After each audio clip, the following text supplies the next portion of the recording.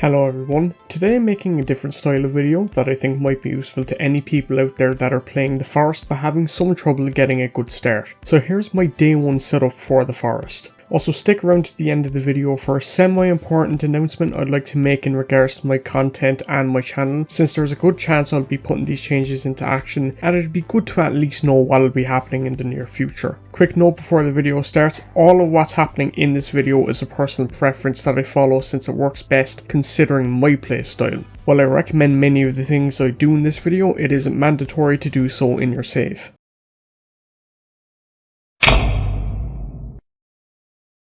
Anyhow, the first thing I do after crashing is sweep the plane for every item I can find. Most players do this already, but for the small majority watching this video who don't do this, you should do so on your next playthrough as resources are incredibly scarce at this point in the game. After looting the plane, I start looting the surrounding carrier bags, as they carry basically every useful resource in the game that's required for staying alive. I recommend grabbing 2 sticks and making a weak spear beforehand, as it can help speed up the process while also using less of the player's energy. After this, I wash the blood off from the plane crash. Doing this may seem meticulous, but if you get attacked while covered in blood, you will more often than not become infected, which will cause lower strength and fatigue unless treated with aloe vera, which is incredibly tedious and hard to find. Along the way, I find some effigies set up by the cannibals and I knock them down for resources because, believe it or not, effigies are actually a brilliant way of gathering cloth and stick, as well as skulls if that's your thing. Of course, this is a part of me scavenging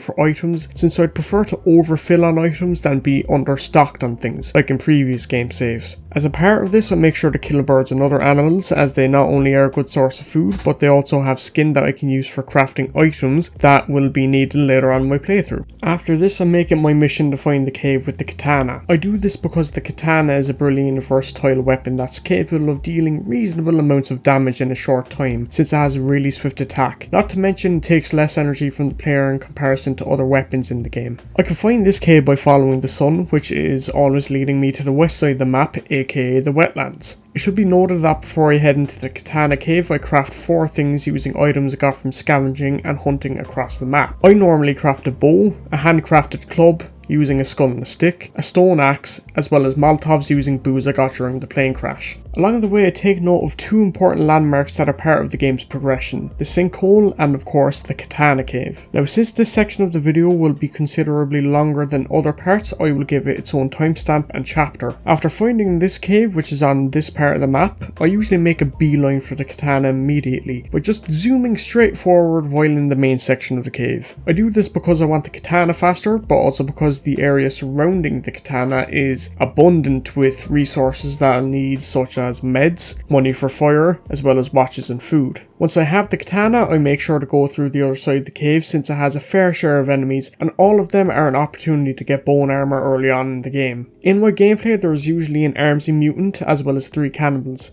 but the cannibals haven't loaded in yet. That aside, I usually explore most of the cave, since I tend to find useful items such as energy drinks and otherwise useful stuff like meds and snack bars. Once I'm done scavenging around the cave, I come back up to the surface. Usually I come back up at night, and as such I build a temporary base, although in this gameplay I didn't need to, since morning time was basically around the corner anyway and it would have been pointless. Once morning came, I moved over to this specific spot in the wetlands, since it has a perfect view of not only the sinkhole, but also the areas that the cannibals usually patrol in packs. In my camp, I set up 3 things: a hunting shelter, 2 drying racks, as well as a fire pit to cook things. There you have my day 1 setup. If you enjoyed the video, let me know, I'll make another one on my day 2 setup. But before I end the video, it's time for this little semi-announcement. So I have plans to move all the gameplay orientated videos from my channel to another channel I'll be making called Lumerous Squared. No, not the word squared, as in the,